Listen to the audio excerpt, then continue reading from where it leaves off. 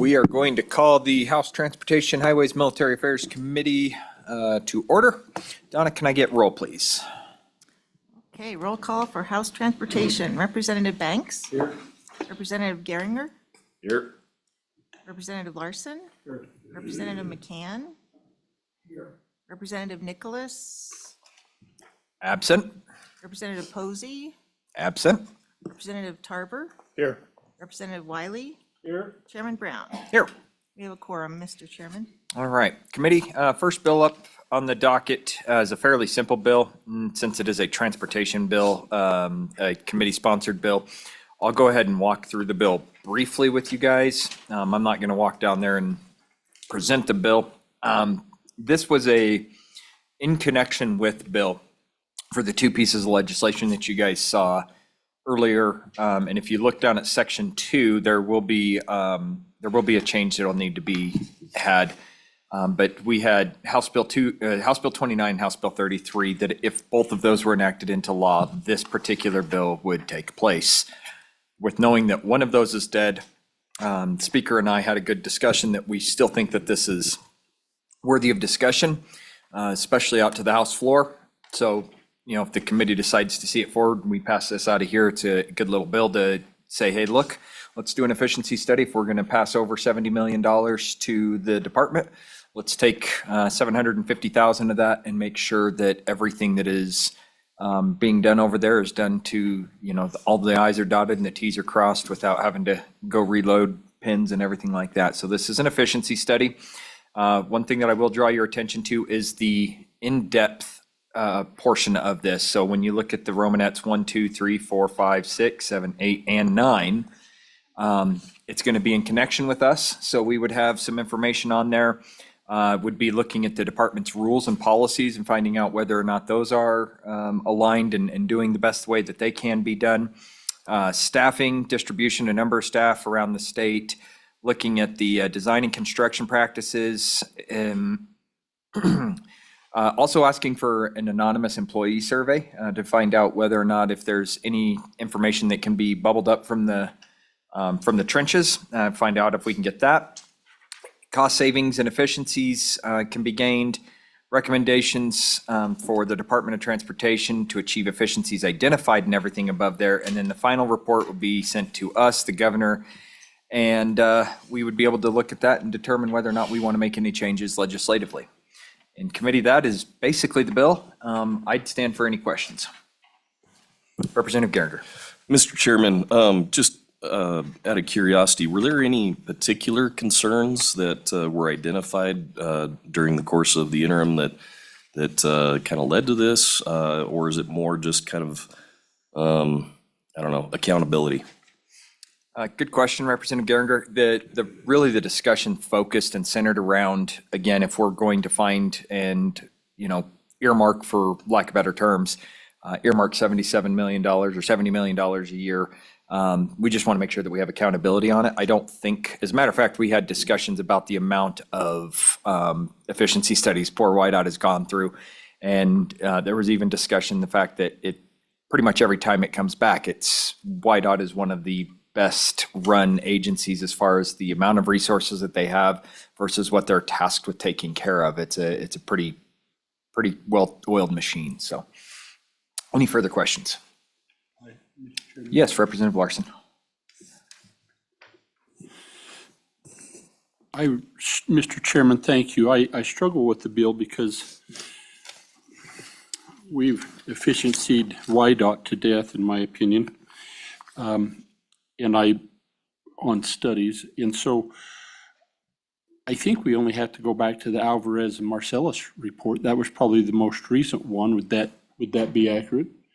And so what changes in that report would be my first question. Have we not were identified that were grossly out of place?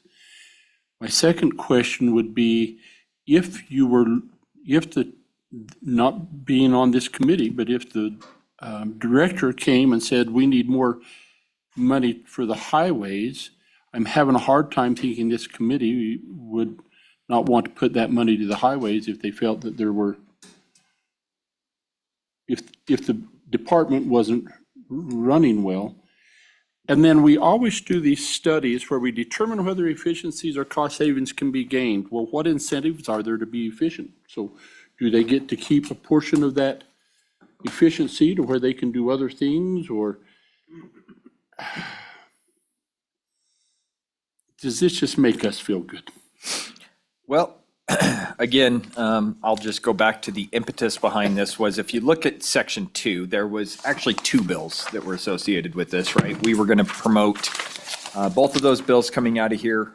Unfortunately, Representative Nicholas did not want one of those to come out of here, so we did not see that bill come through. So we were going to have, $170 million a year heading out, and there was just a discussion and just, again, this idea of whether or not, hey, it's been 7-8 years since we've had an efficiency study done. So that was the year that I came into the legislature, 2017, the Alvarez Marcel efficiency study. So, things have changed. We've got artificial intelligence now. That wasn't even a discussion 7-8 years ago. Is there things that can be gained, things that can be changed? And I think one of the biggest ones, this was really a portion and a sticking portion of if we're going to appropriate more money to the department in any way, shape, or form, we want to make sure that we have a report that tells us that they're running as efficiently as possible.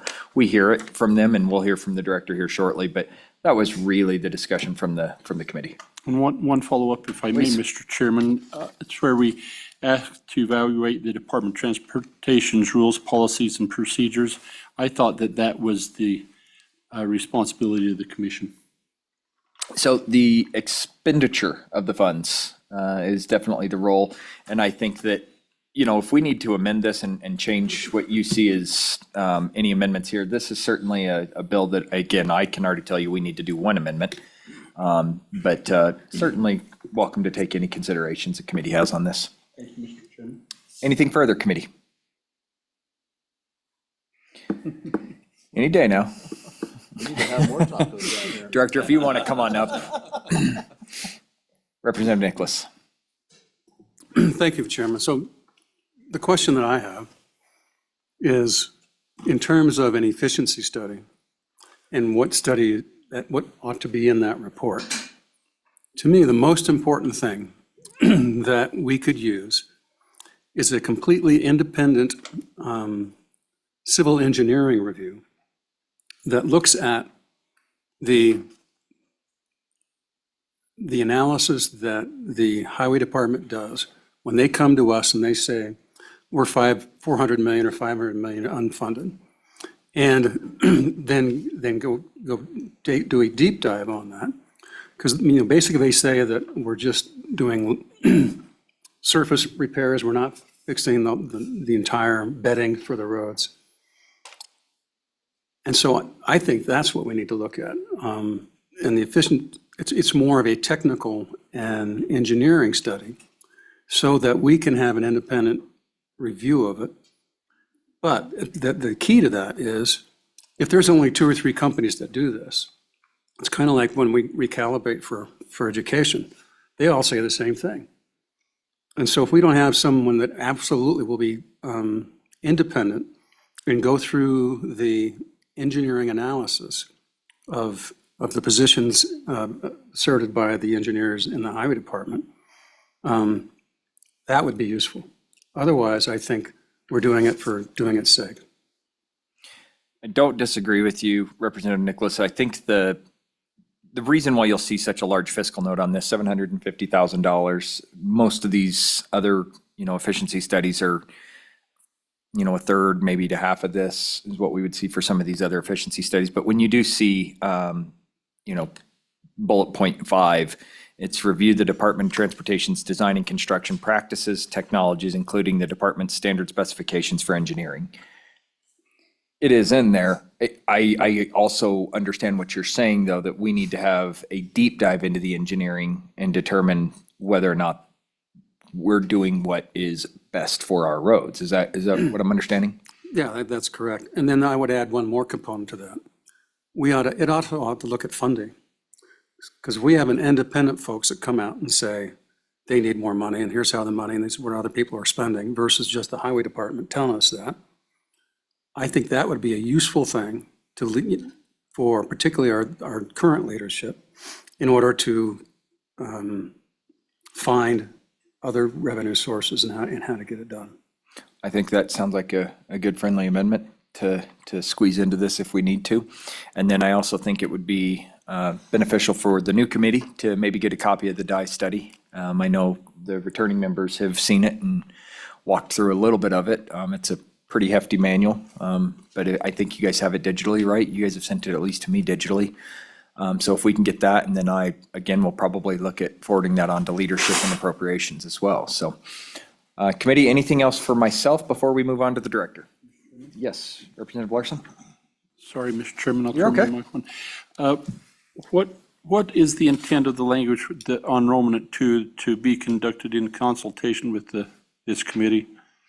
The language there was put in specifically by Chairman Boner to have that consultation with us to ensure that what we're looking for is being studied.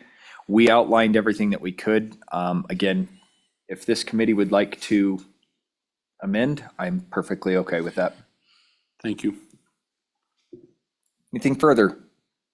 All right, Director, welcome. Thank you, Mr. Chairman. Darren Westby with the Department of Transportation.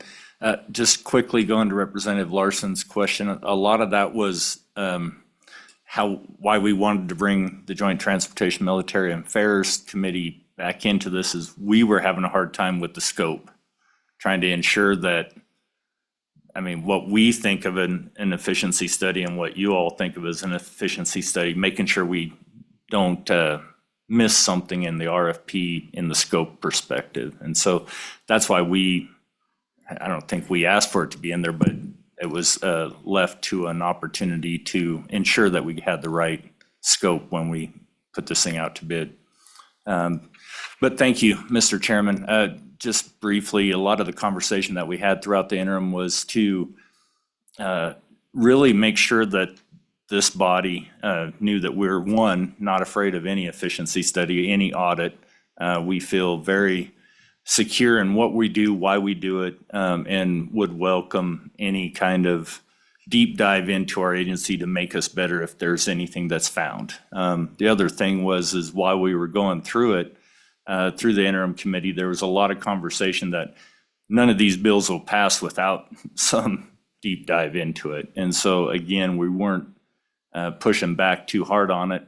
We have done our DIE management study, which there was significant efficiencies built into that to determine how much we are behind every year to perfect our mission at a level of service that you all require, our citizens require, traveling public require. And that was broad, agency-wide. It wasn't just on the roads. There was the facilities that support our mission. There's the highway patrol. There's aeronautics, the ITS perspective, the IT portion of what we do in YDOT. So to your earlier point when you kicked off, we have a very, very big and broad agency.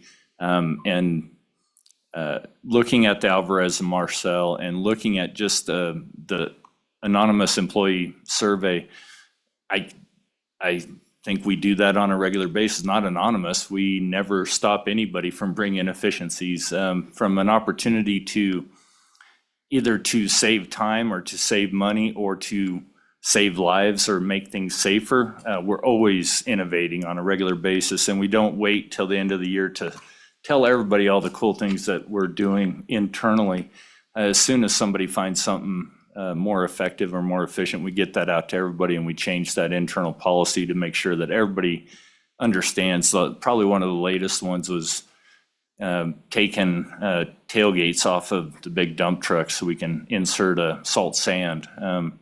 There was an issue with them using skid steers or backhoes to help lift it off. Well, quickly we found a quick crane operation where we can just bolt it to the ground. They drive under it, drop the tailgate, and it's really fast. Safe is more important on all of that. So those types of things, and we just sent it out enterprise-wide just to make sure everybody could do it.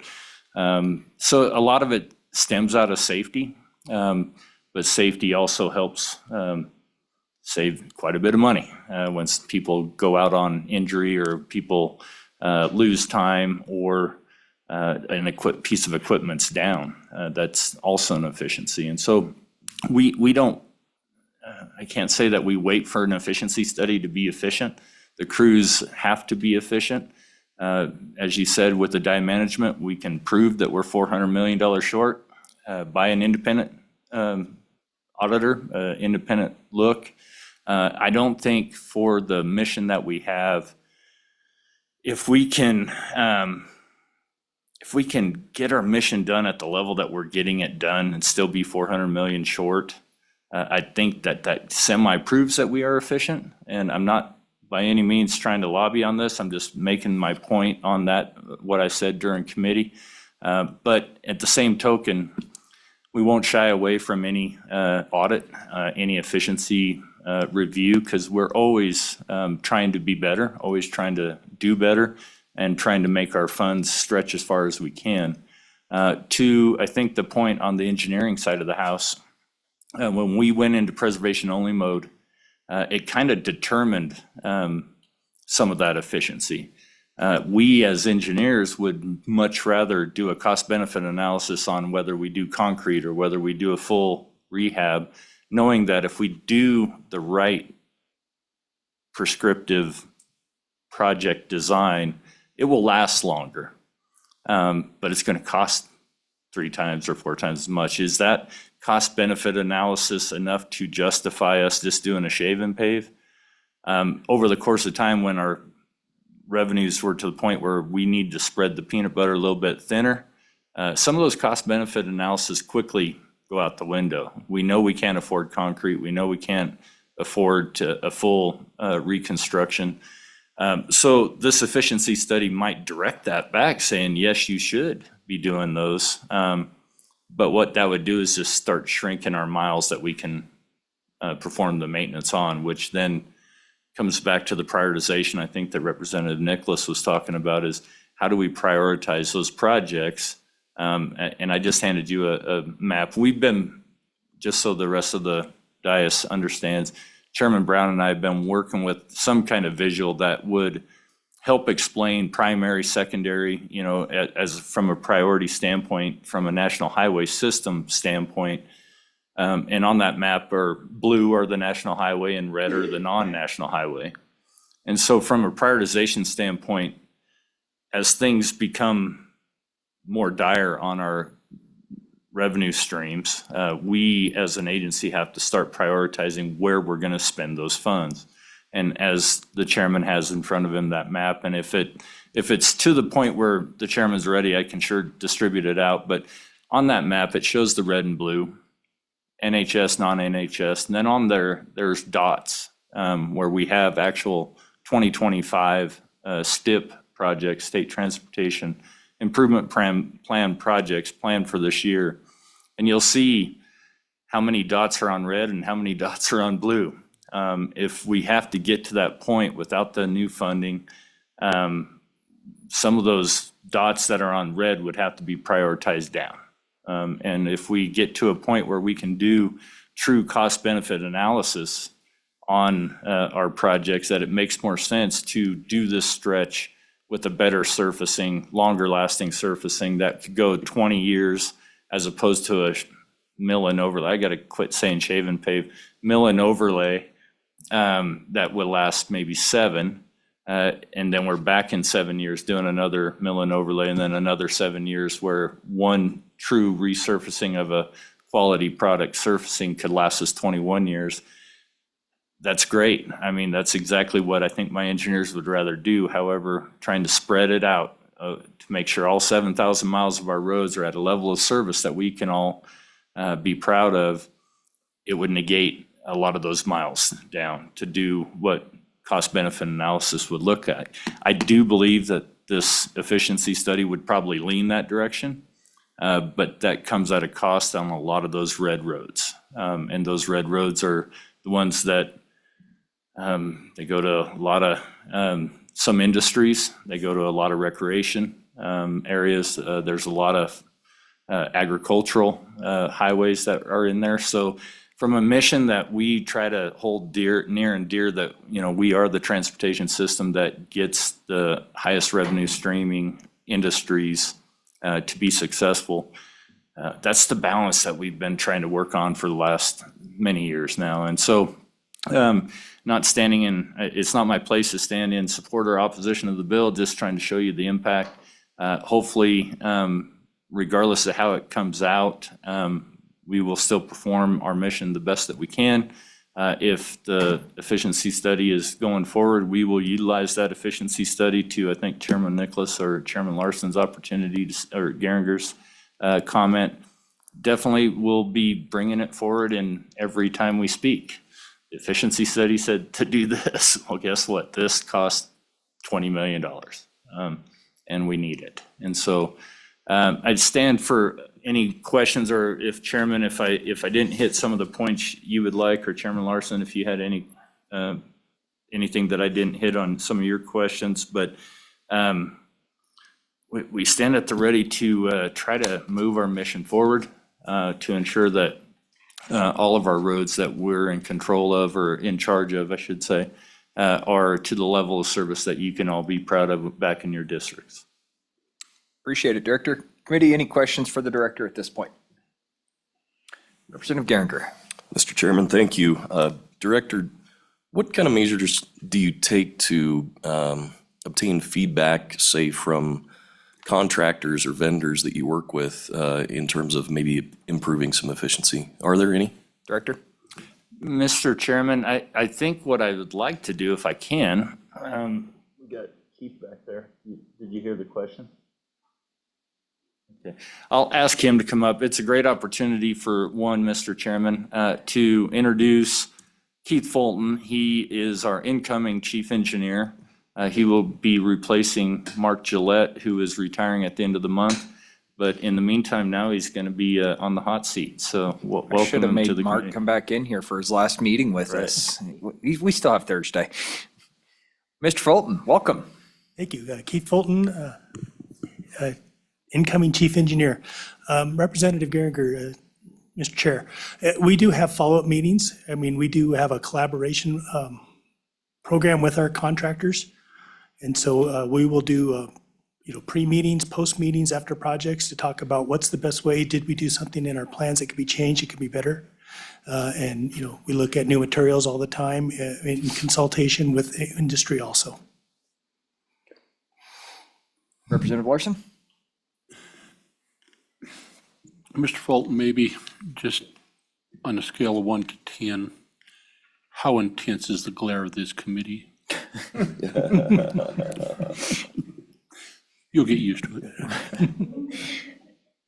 Committee, anything further for the Director? Mr. Chairman, Yes, Representative Geringer. just a quick question. I think we have a July of 2026 deadline on this. Correct. I guess, Mr. Chairman, through you to the Director, is that an adequate timeline for a study such as this? Director? Mr. Chairman, Representative, thanks for the question. During the interim, the original bill was drafted that it was going to be October of '25. Albeit, I think if we just segregated one piece of this, we could possibly get it done in that amount of time. So we asked one, to increase the amount in the bill, but also give us another year to make that happen, because to try to do an agency of this size to get the amount of investigation done, we just didn't feel like we could get it done. I mean, we would almost have to have it done by September to finalize and then come present in October. That's only like 6-8 months to do that large study. So we asked for an extension in the draft, and it got pushed to 26. I do believe if the right partner comes on board to do the study, it'd take about a year to hit all of our departments as in-depth as we would want it and you would want it, and then another couple months to formalize their responses. Follow-up? Yes, Mr. Chair. And so I guess with all that's needed, the for the partner to do that? Is there enough time to then interact with the committee as well, given your experience? That should be enough time, at least in my experience. Based off of getting this back in July, that would give us at least 2 meetings to formulate anything if needed. So. Mr. Chairman, I think that question was. He looked at me. He looked at me. Committee, anything further? Seeing none. Thank you, Director. Mr. Fulton? Yes, Director? Mr. Chairman, I'd just take you back to the original conversation about where the funds were going to come from. And the original request from us, it's pretty standard that the request, the mandate to do something. The original was a general fund appropriation, and then we tied the trigger to these 2 bills. And at the time, it was 170 million. Therefore, would you object if we take that out of the highway fund? And just wanted to remind you of the conversation at the time. It originally started as general fund appropriation to do this, directing that to the governor to perform this. Now, as written, it's coming out of the highway fund and transferring that to the governor to follow through with this. Director, I'm going to let the committee make that determination. I was going to bring that up as we work the bill, but committee, I think that's at least worthy of consideration. So we'll have that discussion. I appreciate you bringing that up. Great. Thank you. Mr. Fulton, thank you Committee. for being here. All right, we're going to open this up for public comment. Any public comment on this? All right, seeing none, we'll close public comment. I don't have anybody online for this one, right? Okay. Committee, what is your pleasure on this bill? Moved by Geringer, seconded by Tarver. Committee, let's work the bill really quick. Pretty simple bill. I would be interested to know if anybody would want to entertain any motions on section 1 there on the amount of money and or whether we want to change that out of the highway fund and put that as general fund. Is there any discussion on that? Seeing none, we'll move on. Mr. Chairman? Okay, yes, Representative Larson. As we go through some perhaps other amendments, could we maybe come back to that at Sure. the end? You bet. So let's go on to page 2. The guts of the study. The only thing that I have here is the date in which the money becomes available to the governor's office is April 1st. We'll have to do a conforming amendment here as well, just to make sure that section 2 of this act, so we will fix that down at the bottom here. But anything further on the guts of the bill on page 2? Mr. Chairman? Yes, Representative Larson. The interesting thing that happened with, so we looked at the Alvarez Marcellus recommendation. We, Mr. Chairman, you'll recall that we wanted to look statewide, agency-wide at efficiencies to begin, and we spent a chunk of change doing that. As we concluded that, and we had them report back to the committee that I sat on at that time, I then followed up with agencies that I was associated with per assignment.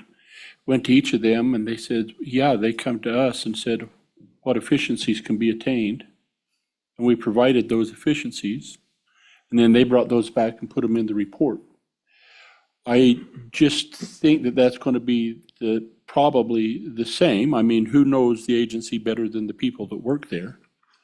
And so they're going to interact with the agency and they're going to say, you know, so tell us about this and where do you see these efficiencies? And they're going to come back. I think, so with that said, Mr. Chairman, I'd like to propose an amendment on page 2 that would delete lines 6 through 17. And on page 3, I'm going to leave 19 through 22 in on that study that Representative Nicholas talked about. And then on page 3, I would delete lines 1 through 11. And then I'd create, I would create a new paragraph with language that had two topics that would say, report back to the committee the findings of the Alvarez and Marcellus report and what recommendations identified have been implemented. And then the second thing, the second Romanent would be report findings. This is conceptual findings or efficiencies identified by YDOT since the Alvarez Marcellus report, and which of these findings or efficiencies have been implemented and which have not. Okay, get a second on that? Seconded by Nicholas. Okay, committee conceptual amendment, at the back end of their first amendment, first portion of the amendment, let's go up and just take this chunk by chunk. So page 2, line 6 through 17. That would be eliminating the independent third party, eliminating the consultation with the committee, eliminating the evaluation of the transportation rules, policies, and procedures, and eliminating the staffing and resources and the distribution of those staffing resources. We then skip to page 3. It would be then eliminating, conduct the anonymous survey for employees. Would also be eliminating the determine whether efficiencies or cost savings can be gained. And then the last portion it would delete is provide recommendations for the Department of Transportation to achieve efficiencies identified in the paragraphs above. And then, as you heard the conceptual amendment, and I'll work with the representative and Donna if we so choose to go down this way, would basically be to rehash the 2017-2018 report from Alvarez Marcellus and to determine whether or not any additional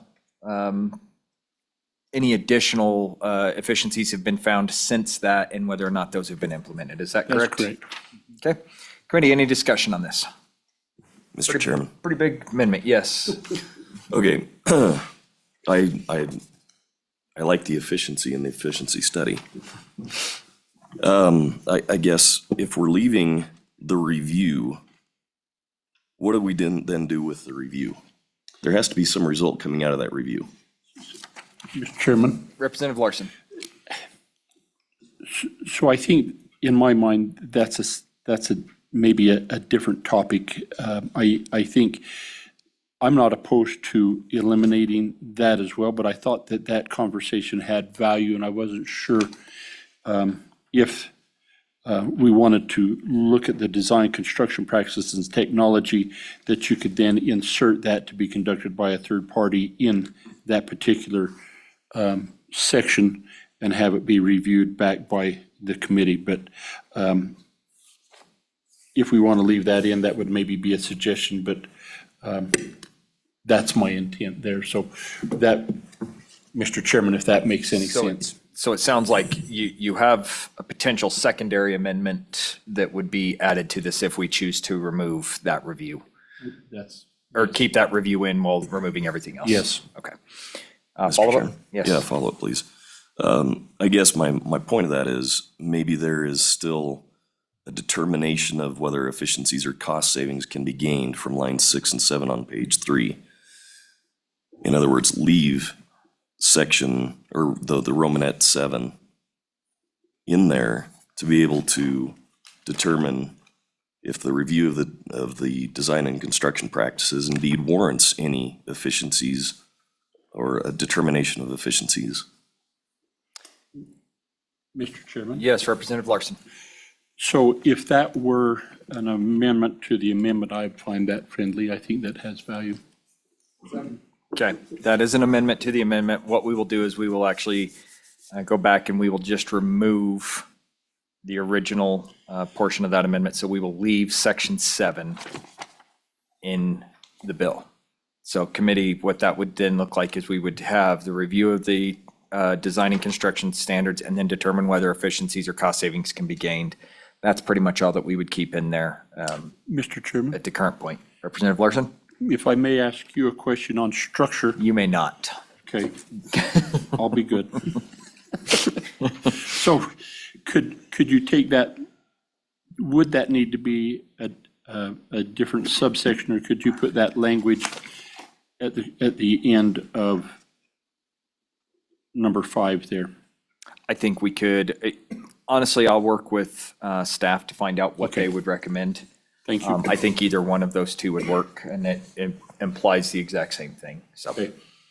Representative Geringer? Mr. Chairman, one more follow-up. So Romanet 8,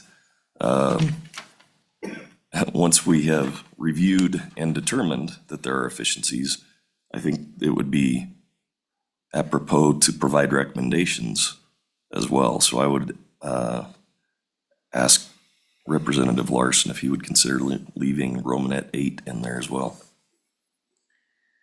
Representative Larson, I actually don't disagree with that, but Representative Larson, your thoughts on another amendment to the amendment? To the amendment.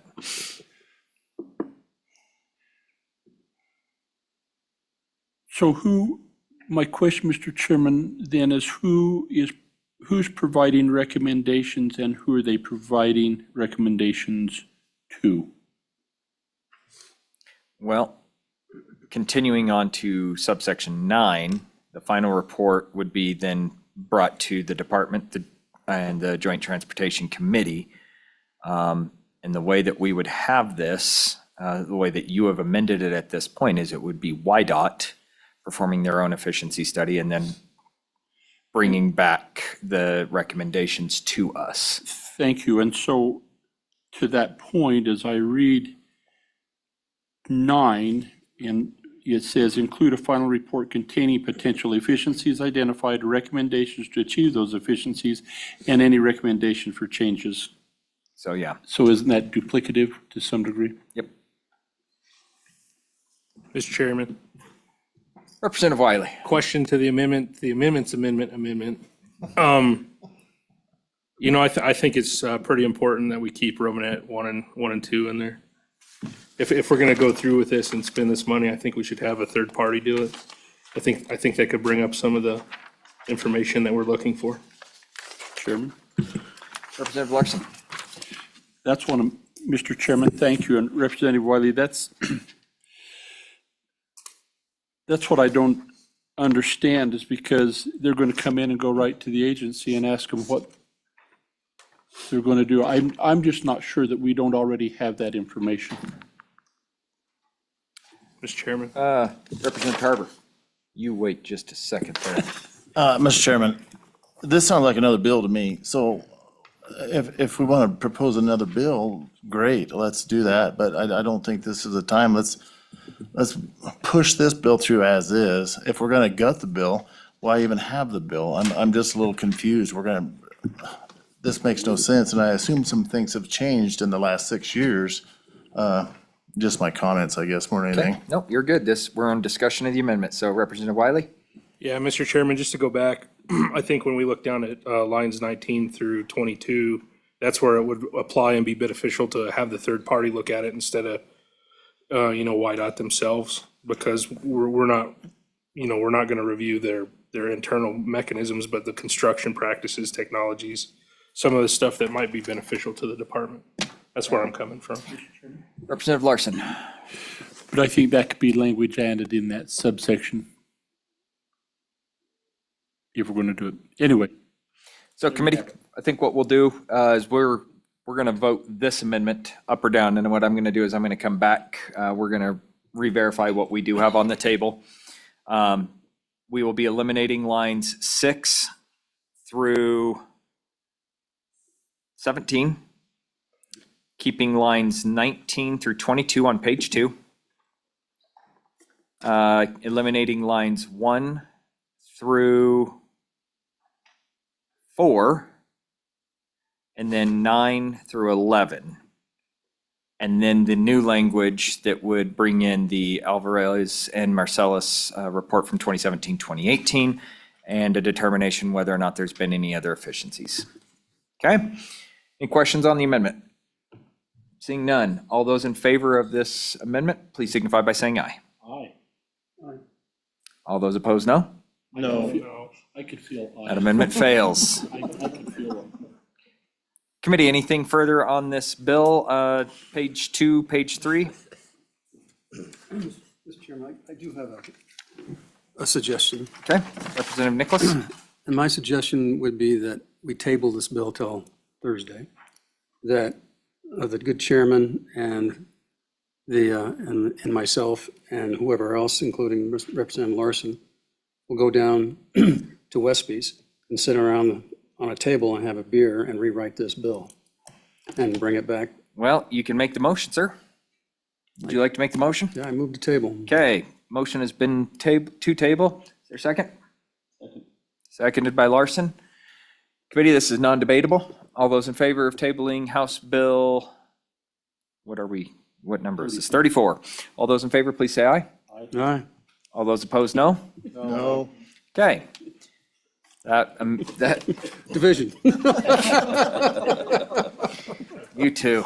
All right. Committee, any further discussion? Page 2, page 3? I would like to have somebody move at least one small amendment. Yes, Representative Geringer. Mr. Chairman, on page 4, line 9, considering what the action that we took or didn't take on House Bill 29, I would like to change the "and" to "or," Okay. The other thing we could do. or just strike line out 8. 8 and 9. Yep, I just realized we could do that. So let's just do that. Let's strike lines 8 and 9. That's the motion. And second? Second by Larson. Any discussion? Seeing none, all those in favor say aye. Aye. All those opposed, no. That motion passes. Any further discussion and/or amendments, committee? Seeing none, all those, never mind, this is a roll call. Donna, can I please get roll called on House Bill 34 as amended? Okay, Representative Banks, Aye. Representative Geringer, Aye. Representative Larson, No. Representative McCann. Representative Nicholas, No. Representative Posey. Representative Tarver, Aye. Representative Wiley, Aye. Chairman Brown. Aye. We have 7 aye and 2 no, Mr. Chairman. I feel like I'm going to put Larson and Nicholas on this bill to carry it on the floor. I volunteer. I bet you do. I bet you do. How about Representative Wiley and Tarver? You guys want to tag team this one for me? Okay. Committee, that puts us up to House Bill 242. And I know this is Representative Tarver's bill, but we actually have Representative Geringer in his radio voice is going to present the bill. Representative Geringer. The floor is yours, sir. Thank you, Mr. Chairman, I think. House Bill 242, manufacturers and dealers of new trailers, some changes. This is a good little deregulation bill that gets into Chapter 16 of our motor vehicle statutes, which lays out the rules for vehicle manufacturers and dealers. These regulations were primarily written with major manufacturers in mind, like Ford, Chevy, Toyota, and Honda. What we often overlook, though, is that these same statutes apply to other vehicles such as trailers. So it makes sense to have a unified statute for licensing dealers, regulating the industry and ensuring that all vehicles sold can be registered and taxed. And WYDOT does an excellent job tracking these details efficiently. However, the disconnect arises because while we have chosen to heavily regulate the relationship between motor vehicle manufacturers and dealers, primarily franchise relationships, we've inadvertently applied those same burdens to non-motorized trailers. The trailer industry doesn't operate like the motor vehicle franchise system. Across the rest of the country, trailer dealers don't face the same regulatory burden as auto franchises. These businesses don't pay franchise fees or adhere to branding requirements. Instead, they often sell multiple products from multiple manufacturers under one roof. So this legislation keeps all the important requirements in place. Dealers will still need licenses, meet location standards, and register and tax their trailers as vehicles. Consumer protections will remain intact. What this bill does is lift a regulatory burden that doesn't make sense for trailers, a burden unique to Wyoming and unnecessary for this industry. So by removing these franchise-style requirements between trailer manufacturers and dealers, we're eliminating red tape that stifles businesses and hampers economic growth. This bill has been worked with input from WYDOT. It was also shared with stakeholders prior to the session to address any concerns. Industry is here. They were highly involved in putting this together. And so what's being presented is a common sense win for our Wyoming businesses, reducing unnecessary regulation while maintaining the protections and efficiency that we need, in a nutshell. All right, thank you, Representative Geringer. Representative Nicholas. Yeah, thank you. Representative Guerin, could you just be more specific about what exactly this does in terms of what the cost is, and when you say the franchising, what that costs, and what it means from a layman's terms in terms of when I go buy a trailer and for the back office of the dealers? Representative Geringer. Mr. Chairman, if I might, is it possible to have industry help in answering that question? Certainly. Ms. Defoe.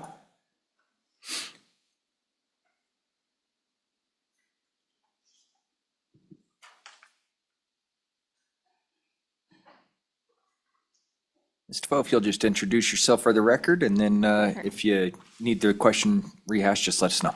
Happy to. So, Mr. Chairman and members of the committee, my name is Jessie Defoe, and I'm here on behalf of the American Trailer World, and happy to answer some questions just for industry. So right now, I would tell you that our Wyoming Department of Transportation has been very helpful in terms of dealing with some of this and not necessarily pressing all the things that could be pressed. But right now, within the franchise statute, some additional costs you would see is certain location specifications in terms of size of a showroom, advertising that has to happen. Lots of time within franchise statutes, there has to be service parts available as well as the service actually rendered there. And so those are the type of statutes where, depending on which retailers you're talking about, could add up quite costly to industry and would really be a help. Follow up? So just to follow up, so it sounds to me like it's not being enforced at this time, but you're just removing the possibility of those issues arising. Mr. Chairman, Representative Nicholas, yes, to a certain degree. And I would just tell you that industry, when there's regulatory certainty, we see business thrive. And when there's not, that's where we come into the question. So that's why this piece of legislation, I think, has specifically been brought forth.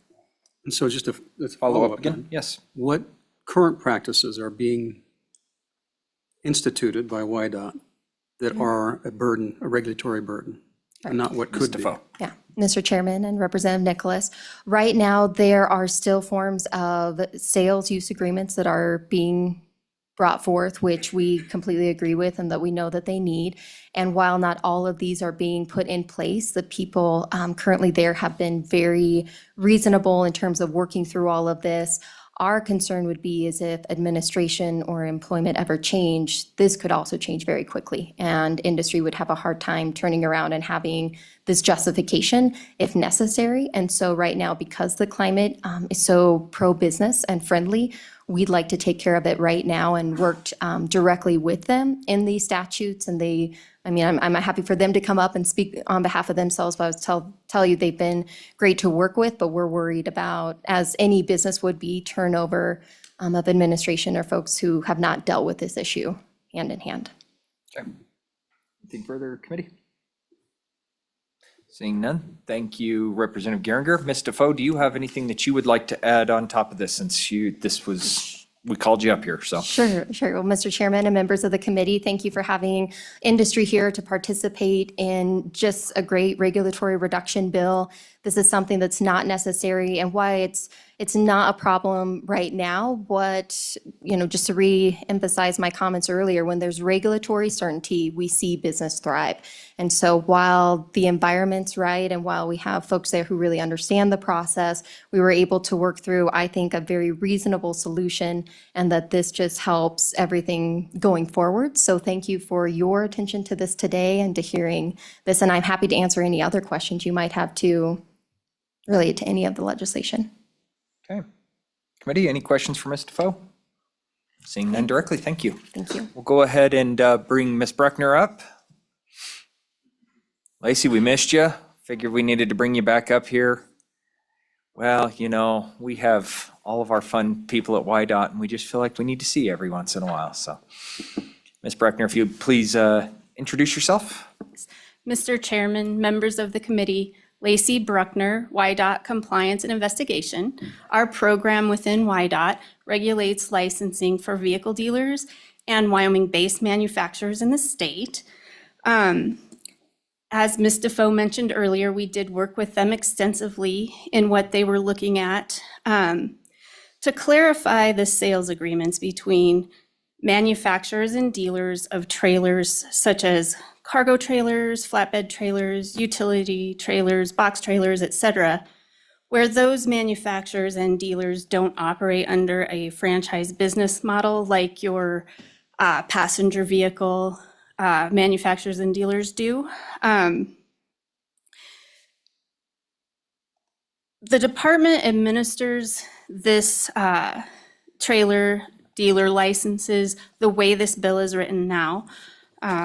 If you look at page 2, starting on line 4, that defines a sales authorization. So because trailer manufacturers don't enter into a sales and service agreement or a franchise agreement with their trailer dealers, when we, in the statutes now, when the department asks for a franchise agreement before we'll issue a dealer's license to any dealer wanting to sell a new vehicle, be it a trailer, a motorcycle, an ATV, car, pickup, what have you, because those manufacturers don't have a regular franchise business model, what the department accepts in place of that is just a letter from the manufacturer that indicates this particular dealer is authorized to sell brand new ABC trailers from an MSO. And that way we're ensuring that when we're licensing a dealer, that the manufacturer is authorizing that dealer to sell those brand new trailers so that we can ensure that that dealer has the appropriate license and that they are given the proper paperwork from the manufacturer so that when they sell that trailer to a customer, that paperwork's passed on, the manufacturer's statement of origin is what I'm referring to the customer so that the customer is able to then go title, register their trailer, and use it the way they paid for it. So on that first paragraph there, that just, when we worked with industry, we just created a definition for a sales authorization letter so that it's clear. As Ms. Defoe indicated, this is how the department administers this law now, but it's clear here in statute so that down the road, when the folks that are administering this and issuing licenses now are gone, it's clear that this is how it's intended to be. And that same statement goes on down onto line 21 on page 2 and over into line 5 of page 3. This section talks about the license application itself. And in that statute, what goes with a license application when a dealer applies is a franchise agreement or a sales and service agreement from the manufacturer. So since these businesses don't operate under a franchise arrangement, this just clarifies that this authorization, the sales authorization letter can be submitted in lieu of that for this type of trailer dealer. And then on page 3, starting on line 7, which covers statute 3116-124, this section just sets out that the civil statutes that are in Title 31, Chapter 16, that address franchise arrangements, sales and service agreements, and warranty reimbursements for dealers and their manufacturers, that those particular statutes do not apply to trailer manufacturers and trailer dealers that do not operate under a franchise agreement. Those statutes are all civil in nature, and any violation of those or breach of contract between the manufacturer and the dealer in those instances, those are all mitigated through civil arrangements, through civil courts. The department doesn't have any position or regulation over those specific statutes that are listed on line 9 and line 10. And then moving down onto line 14, that indicates that manufacturers of new trailers are not subject to the provisions of 3116-108. 3116-108 is the unlawful acts statute. Section A of that, 3116-108, gives YDOT the ability to regulate and enforce violations of dealers against their customers or dealers as far as the licensing requirement itself or the requirement for them to have a principal place of business so that their business is safe and easily identifiable by the public, law enforcement, or our investigators if we were to need to go follow up on a complaint or do a compliance review of their business. So this section does not affect the department's ability to regulate licensing, consumer protection issues, or public safety issues for our dealers or the Wyoming-based trailer manufacturers that we currently license here in the state. And so we don't see any issue with this bill. We're still able to administer it the way we have been, and it clarifies it for the future. And with that, Mr. Chairman, I would stand for any questions. Thank you. Thank you, Ms. Bruckner. There is a lot of references in this particular bill, so very impressive that you had all those written down and ready to go through those, so thank you very much for that. Representative Tarver.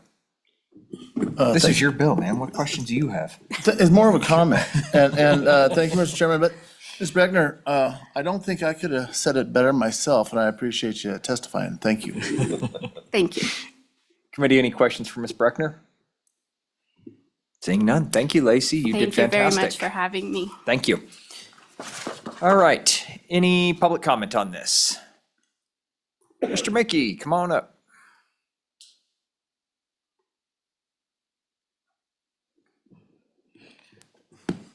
Mr. Chairman, members of the committee, my name is Chris Mickey with the Wyoming Business Alliance. I'm just here to lend our support to this bill. Our members brought us this, and when we look at a piece of legislation, the Wyoming Business Alliance, one of the criteria that we look at is, does that piece of legislation reduce regulation or remove barriers for businesses in Wyoming? And while not currently a barrier, we do foresee this as being a potential barrier. And so for those reasons, we do support this bill. Most states in the United States have moved to this model, and so we want to make sure that Wyoming is on the same level as those other states, and really just give some of that regulatory stability to our manufacturers and sellers of these trailers. So, Mr. Chairman, I don't have much to add. The previous speakers did a really great job, so I'll have any questions that you have, I'll answer this. Committee, anybody want to pepper Mr. Mickey with some questions? Nothing. Got off easy, Chris. Thank you. Any further public testimony? Seeing none, we'll close public testimony, bring the bill back to the dais. Committee, what's your pleasure? Moved by Wiley, seconded by Geringer. Committee, anybody want to go in there and mess with those statutes and make sure that we get those all done right? Just start messing up with those? Nobody? Okay. Donna, question's been called. Please call roll on House Bill 242. Okay, roll call vote, House Bill 242, manufacturers and dealers of new trailers, changes. Representative Banks. Aye. Representative Geringer. Aye. Representative Larson. Aye. Representative McCann. Aye. Representative Nicholas. No, Representative Nicholas. Oh, aye. Okay, sorry. Representative Posey. Representative Tarver. Aye. Representative Wiley. Aye. Chairman Brown. Aye. We have 9 aye, Mr. Chairman. Okay, this is your bill. He did a good job. You two figured it out. You guys carried on the floor. All right, that brings us to our last bill. We've got about 45 minutes. I think we can probably squeeze this one in. We've got a lot of stuff on here, but this is Representative Wiley. Representative Wiley, take the hot seat if you would, sir, and explain your bill.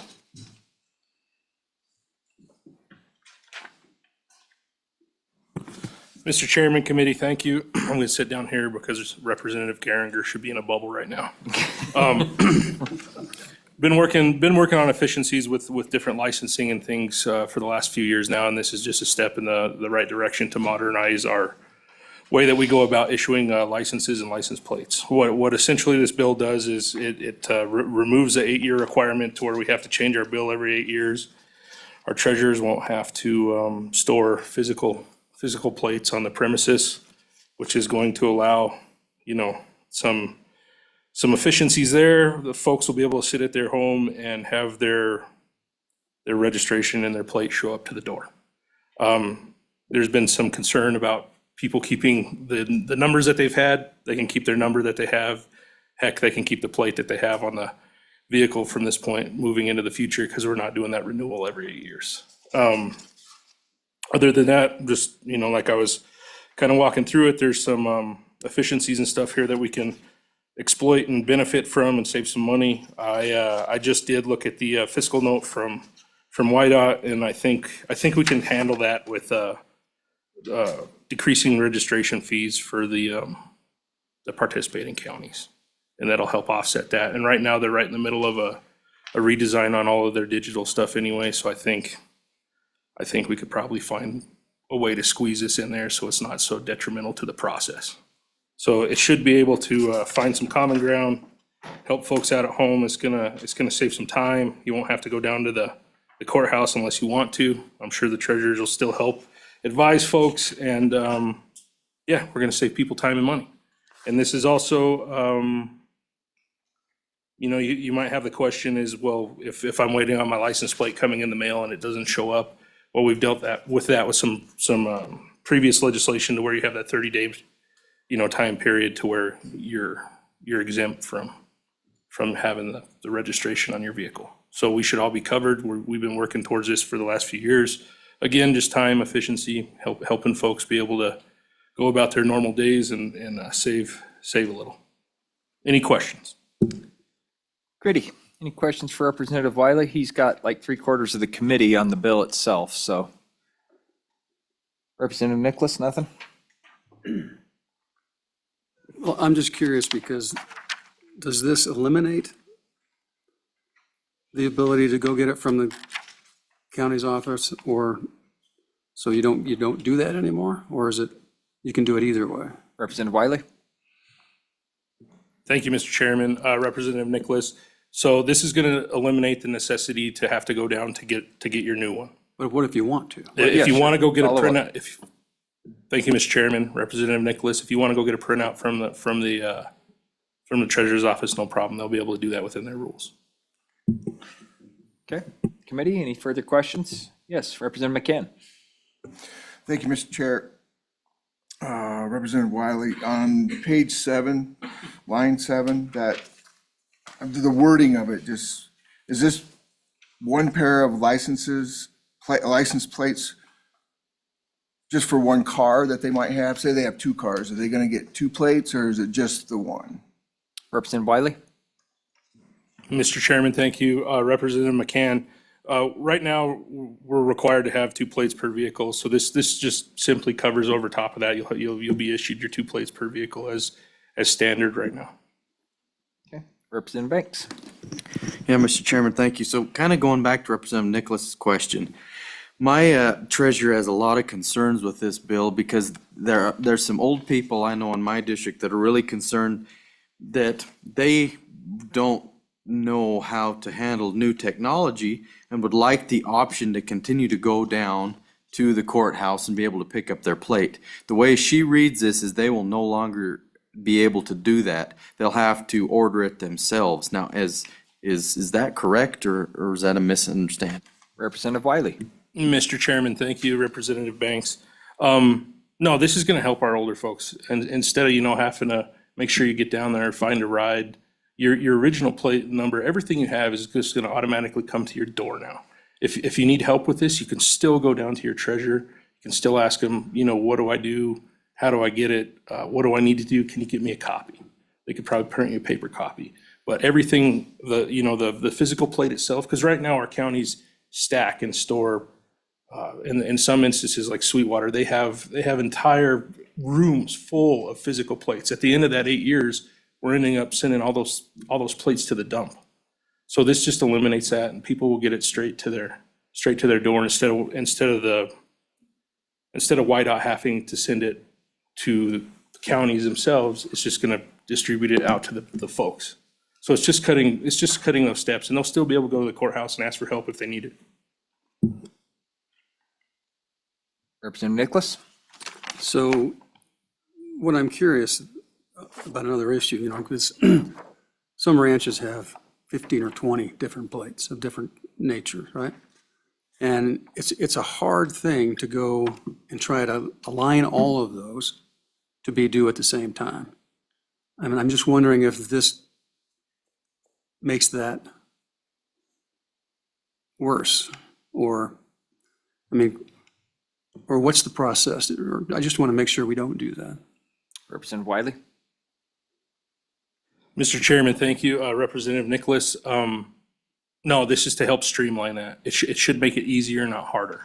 So instead of having to go down with your files and say, hey, 1, 2, 3, oh, I forgot this one, I'm gonna have to come back, that there's just gonna automatically come to your mail. Well, then, but how do you synchronize them so they all come on the same month? If we'll be, Representative Wiley? thank you, Mr. Chairman, we're gonna digitize that. I don't, Mr. Chairman, I just don't think that answers the question. Digitizing doesn't mean how you modify so you can get all your licenses at once. I mean, if you could digitize that, Mr. Chairman, so that every trailer license on the place is, all comes at the same time, that would be fantastic. But that comes in the mail at the same time.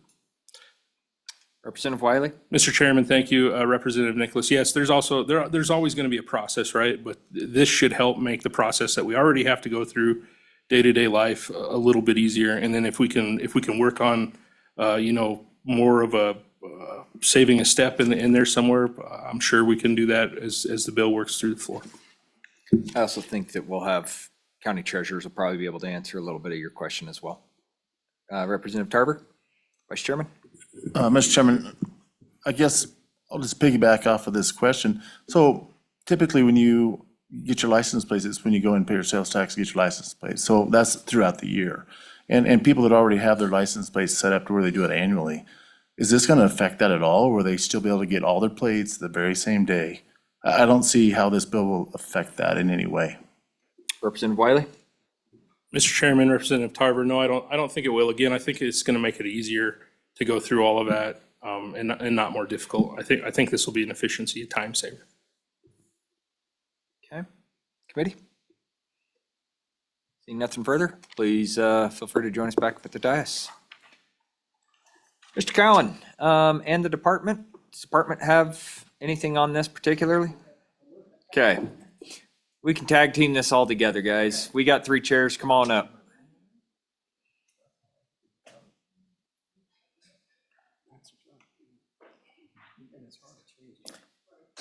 And just for committee's sake, we've got a lot of new faces. Just please introduce yourselves for the record. We'll start over here on my left, your right.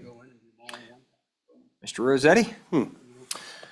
Well, Mark, sorry. No, I'm just kidding. Mr. Chairman, Taylor Rossetti, Deputy Director for WYDOT. We have been working along with this bill.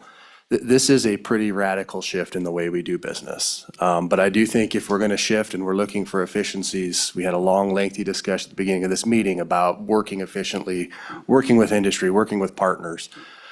Now's the time to do something like this if we're going to do it. We are in the middle of a new plate issuance that started in January. So that means those plates are going to be as good as they're ever going to be. If we're going to go to something and remove, say, the eight-year renewal cycle, now's the time to do it, right? We'll have fresh plates out there. We'll be ready to go. I think the fiscal note to speak to that, Representative Wiley, we had an initial sticker shock. I mean, this is adding an element to us that we don't currently do. That business is currently done there at the county. I feel confident that we will need some additional people to do it. I'm not sure if that number there is exactly right, but I am confident we will need a few people to do some things at the state in order to do it. I do stand by that fiscal note. Again, that's a decision for you guys certainly to make, and that's not something that has to happen immediately. If you look at the effective date on this bill, one of the things that we did as we were working with the treasurer here on this bill was we pushed that effective date out until 2027. Part of that was so we could address some of these questions and concerns that we have and continue to seek input to make sure that we do this right. One of the first things that we came up was what Representative Nicholas brought up was there's going to be people that are still going to want to go down to the county treasurer and do this business. We believe that we can work with the treasurers to do that. We do believe that the way the statutes are set up now, they're basically acting as agents for the state anyway. So I do believe that within this relationship, I think even when the department is listed, I do believe that through working with the treasurers, we can continue to operate that way. So if a person chooses to go down to the counter, we believe that the treasurers can handle that. I certainly don't want to speak for them. He'll be able to cover that, but that was the way we were thinking through this bill. To get to the question that Representative Nicholas asked about specifically, there is a provision currently in 31.206G that does allow for the alignment of those registrations. So if somebody comes in and wants to work with the treasurer to get everything in April, there's already a provision in law that does allow for that. This is not doing anything to impact that law. So I think that remains in place.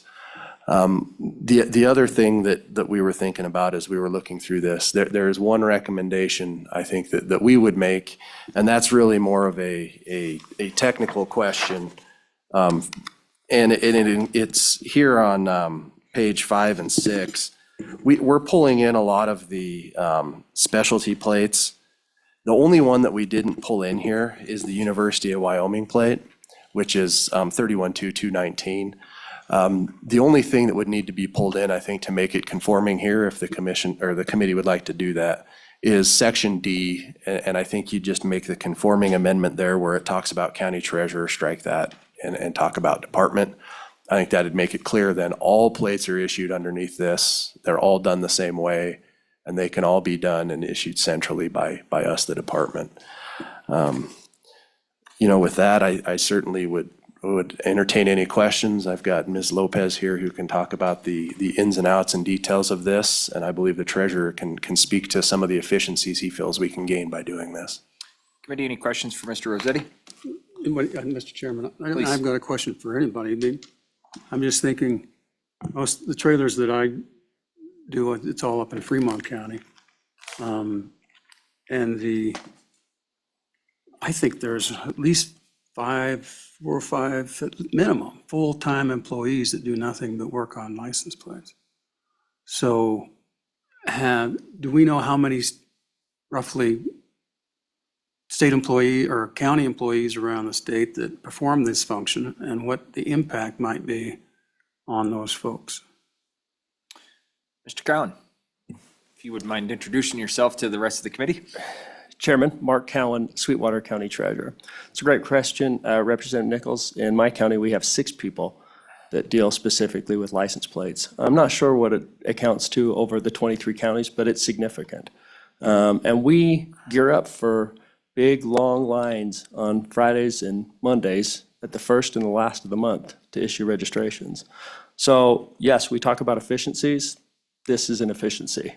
We need to adopt some of the technology and some of the things that other counties and states are doing to make it more efficient. So yeah, I think there will be, over the course of time, some of those positions that are no longer needed. Okay. Committee, any questions for Mr. Rossetti? Seeing none, Mr. Cowan, I'm sure you probably have some prepared remarks, sir. I've got a few thoughts on this. Obviously, this bill, what the objective of this bill is to stop this craziness of replacing these plates every 8 years. We're going to throw away hundreds of thousands of perfectly good license plates this year.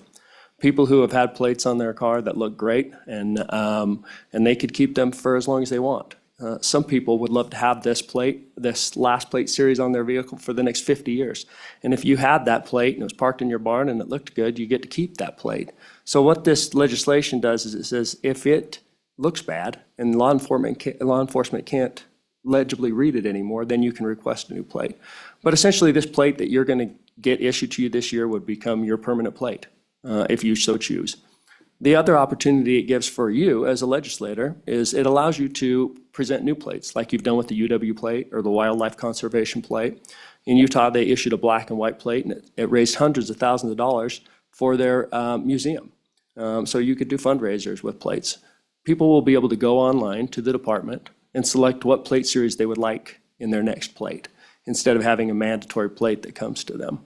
So it gives you a lot of freedom, gives the consumer a lot of freedom on what plate they want to use, and it stops us from throwing away all these plates that we're going to throw away this year. It also, like Representative Wiley spoke about, It's my understanding that it takes YDOT 5 years to print all the plates, to stockpile and change out every 8 years. So they're printing those, warehousing those, they're shipping them to us, we warehouse them, and then we hand them out. The process, from the way I understand it, YDOT prints the plate, sticks it in an envelope, sticks it in a box, puts it on a pallet, puts it in storage, and ships it to me. The new process, by this legislation, YDOT will print the plate, stick it in an envelope, put a sticker on it, and mail it to your home. So that's a great efficiency for the department. Gives them an opportunity to do things that they haven't done before. We also talk about changing the distribution of the tabs or stickers, your monthly registration stickers, to the department. What we have to do is we have to do the same thing. We have to warehouse those, we have to inventory those stickers, we have to count them, we have to return that information back to YDOT. When those stickers are no longer eligible for use anymore, we have to destroy those stickers. So YDOT will be able to print those stickers and mail those out on demand. So they no longer have to warehouse and take care of those stickers over time. They can just distribute those as needed.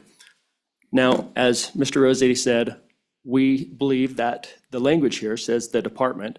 It also says that for the Department of Revenue, when we collect sales tax, we collect sales tax on behalf of the department. We can still work on behalf of the department to distribute plates and stickers out at the county courthouses, should we choose, and should that be something that the department and the county treasurers want to do in their counties. I think that it gives us the opportunity also to distribute this plate series that we've printed. We've printed a whole bunch of plates that have to be given out. So we don't want to return those back to YDOT and have to deal with that. We can distribute those until we run out of those, and if we choose to continue distributing plates, then YDOT could distribute those plates to us for distribution from our counties as well. So with that, I would stand for any questions. Representative Tarver. Mr. Chairman, thank you. So would this bill allow us to prepay for, say, 5 years or 6 years? Right now, I think for this, we can go out as what, 2 years? 2 years. And would this allow us to go further than that? Mr. Crown? Mr. Chairman, I apologize. No, this bill would not change that. It's still 2 years. Committee, any questions for the treasurer? Mr. Collin, thank you very much. I actually have one for you myself. One of the big pieces, and I'm kind of curious, I don't see him in here, is dealing with the WASCOP, with chiefs of police and sheriffs. One of the things that they tend to look for is, hey, we changed out a license plate, and if I'm still seeing a license plate with the Tetons right now, chances of that plate being viable are pretty slim to none. So they pick those out of the roads really quickly. Was there any discussion with your sheriffs, chiefs of police, and whether or not they had any, we'll just say heartburn, because it may have not been antagonism, but a little bit of heartburn with this? Mr. Chairman, I spoke with our local sheriff and no issues there for them. You know, they're used to looking at the actual tab to see where registrations go. And they're used to looking at so many different plates now. So many different states have issued so many different, I think at last count, Utah's got like 14 different plates you can choose from. I think California's at like 30 something. Colorado's got, there's just several plates. So they're used to not necessarily looking at the design, but looking at the sticker. Mr. Rossetti, I forgot a question for you. How much do you love getting the questions and the statements on the redesign of the plate every 8 years? Mr. Chairman, I live for that. Been through it twice, loved every minute of it. This does, I think, clean up some of that. And again, the will of this body and the people that before you and probably the people that come after you, it seems like the desire to be in the license plate business ebbs and flows very strongly. So I think as Treasurer Cohen mentioned, if the body comes forward and says, hey, we want to do a special plate for this, so be it. You guys direct us to do it, we do it. People want to buy it, they buy it. If they don't, they don't. It does take that decision off of my back, and I don't have to come in here and defend the Wyoming flag. So I do appreciate that, sir. That's what I was hoping for. Committee, any other questions? Ms. Lopez, you have anything to add beyond? Well, the only thing, Mr. Chairman, Debbie Lopez, YDOT. The only thing I want to add is the brand-new plates that are in the treasurer's office don't go to the dump. We have a guy go pick them up, and then we sell them at, not cost, but recycle to the prison so they can make items out of those plates. Perfect. Good piece of information there. Representative Wiley, Mr. Chairman, thank you for the education. Representative Nicholas. Thank you. I'm just curious that over time, going back 100 years, has the legislature appropriated dollars to the counties for implementation of distribution and sale of driver's license, of license plates? Mr. Cowan, do you have any idea what happened 100 years ago and/or up to this point in time? Mr. Chairman, unfortunately, this is my second year in this position, and that is not something that's in my historical repertoire. I mean, I think it we've- might be worthwhile having LSO or somebody take a look at it, because that could be a source of funding to implement this, if in fact we did. Because there's just no question that, I mean, you're going to lose 3 or 4 full-time employees in probably every county in the state darn there. And if we somehow in our distribution formulas are paying for part of that, we could take it back. Representative Posey, please. Thank you, Mr. Chairman. I got a question, and it's regarding the Wind River Indian Reservation. You know, we don't pay sales tax on license plates. They require us to show tribal ID and put down our enrollment number and our physical address. Is this going to go smoothly in that process, or it's kind of a cumbersome process right now, but we all do it because it saves us some money. But you know, I was just wondering how this process would affect them. Thank you. Glad to have you on here with that unique perspective. Mr. Chairman and Representative Posey, this bill on its surface certainly doesn't change that. I do think that maybe what this does offer is, often when those situations become complicated, say it is a member who shares a vehicle with a non-member and something happens to the member and they're out of count or out of state, the non-member can't keep it. We often are involved with the counties that are involved in deciding whether or not the registration fees are valid or not. So I think we have enough knowledge. We advise with the treasurers in that capacity. What this may actually do is centralize that. So if the person happens to be a member of one of your tribes and trying to get that registration in Park County, that can be applied uniformly across the state. So there's potential here, I think, for some efficiencies to be gained there. It would not change that. You'd still be entitled to everything that's in statute. This might just centralize it and make that a little bit more uniform. Follow up? Another question. I guess I was more concerned about the process that the people utilize now of requiring your tribal ID and your physical address, and whether that's on trust land. So I'm just wondering how this may streamline that effort, since it's pretty cumbersome now. Mr. Rossetti? Mr. Chairman and Representative Posey, that is probably an advantage of having that pushed out effective date. There's also some rulemaking authority in here. I mean, I think we'd be happy to sit down with you guys as a stakeholder group to figure out how to streamline that. We do deal with some of those similar issues in our driver's licensing side of the house. We might be able to use some of those practices and maybe streamline both sides. Okay. Mr. Chairman? Hold on just a second. Thank you. Okay.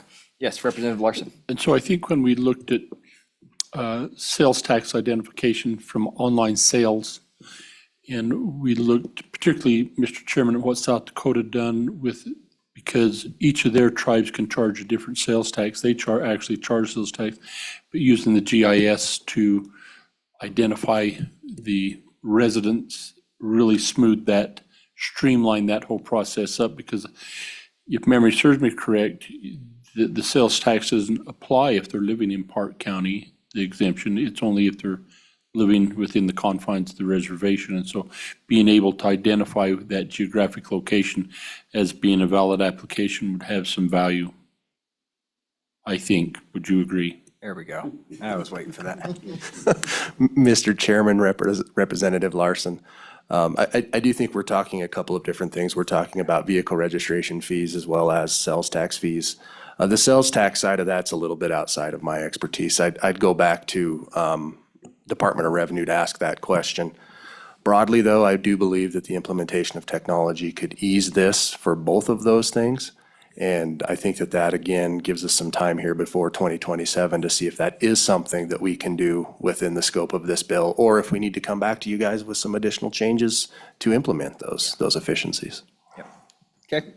Committee, any further questions? Seeing none, appreciate you all. Thank you so much. Chairman, Do I do have one Lindsay? person I was online. just going to say, let's go ahead and bring Lindsay on, please.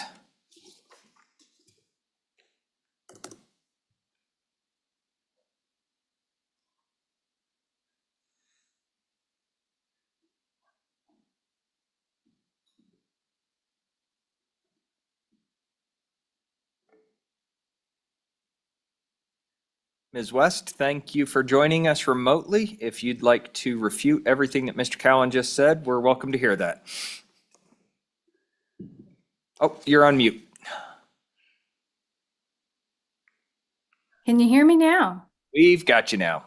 All right. Good afternoon, Chairman Brown and committee. I'm Lindsay West, and I'm the Carbon County Treasurer, but I also have the privilege to serve as the current president of the Wyoming County Treasurers Association. I'm here today to provide comments to answer any questions concerning county treasurers and their role in the administration of this bill. The association itself will not be in opposition or in support of this bill today, and I'm here only to provide context for the discussion held by the association concerning this bill.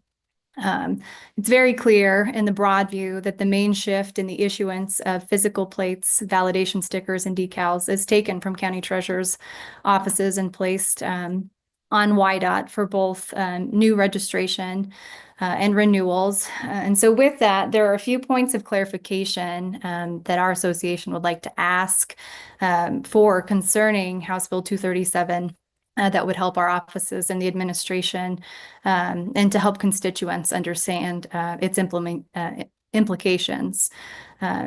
So Representative Wiley touched on this during its introduction, but really the first question posed by during our association meeting, and this may come as a big surprise, is whether the preferred number plates would go away. So would those low number plates that owners of vehicles renew series over series, would that still be allowed?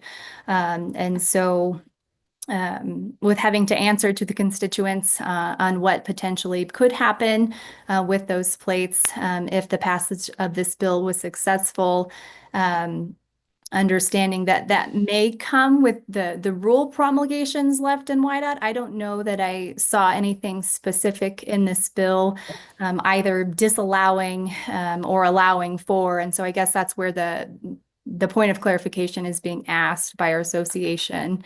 Additionally, multiple areas of existing statute concerning reserve number plates, fees attributable to duplicate reserve number plates, allowance for us as county treasurers to issue plates and stickers for lost, mutilated, and destroyed plates, and then commercial discount stickers are all maintained with this bill. So the statutes aren't, they're not stricken, they stand, and they're not changed. And so in 31-225, paragraph D, that allows for the application for specific license plate numbers to county treasurers. And so just maybe clarifying language that if that is the intent to allow constituents to keep their plate numbers, that they're allowed to make application that way.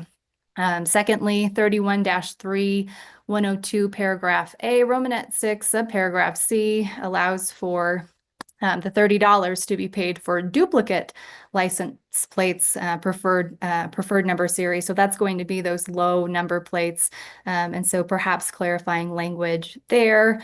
31.2.212 holds that upon loss, mutilation, or destruction of license plates or validation stickers, that owners may obtain new license plates and stickers from a county treasurer.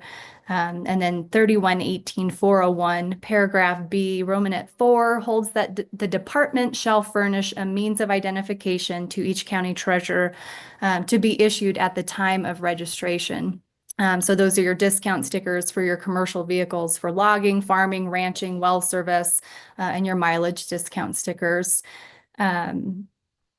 I think Taylor from WYDOT did touch on the alumni plate conforming language, but there's also 31.2.221 that covers prestige license plates, and that holds that the application for renewal would be made to the county treasurer, who would issue registration and validation stickers.